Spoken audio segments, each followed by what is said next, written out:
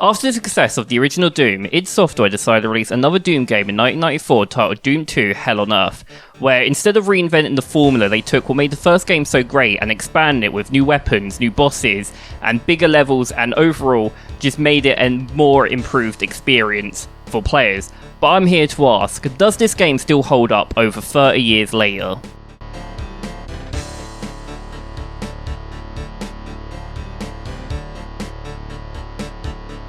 At its core, Doom 2 is still Doom. The gameplay is fast, intense, and incredibly satisfying.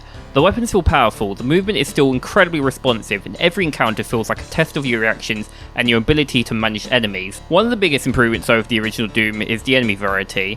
Doom 2 introduces several new enemies that completely change how you approach combat. The Mancabooses forces you to dodge large fireballs while dealing heavy damage. The Revenants can pressure you from a distance with its rockets. And the Archviles is one of the most dangerous enemies in the entire game, capable of bringing fallen enemies back to life and forcing you to react quickly. These additions help keep the combat fresh throughout the game. One of the issues I noticed, however, is the darkness. Some levels have areas that are so dark it can be difficult to tell you where you're going. Sometimes this adds to the atmosphere, making the world feel more mysterious and dangerous. However, it can become frustrating when you're trying to navigate.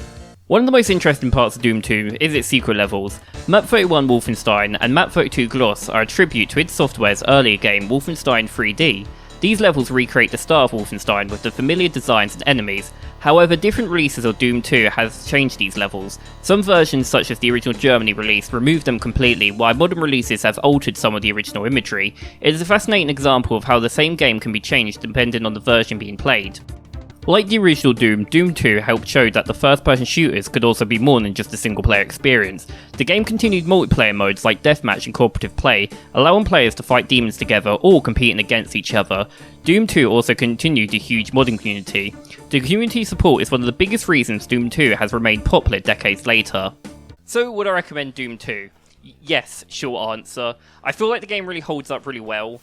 And with the modern Steam releases combining the two games, I feel like you don't really have to make a decision on which one to buy. Although I do feel like Doom 2 is basically just the first game, just a little bit better with the new enemies, new weapons, and I would argue better levels, even though I did kind of get a bit frustrated at times.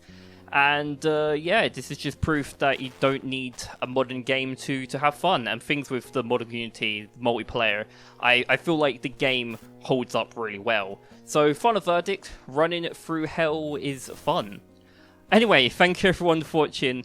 Did appreciate anyone who has watched this video, and yeah, see you all in my next review. Bye everyone.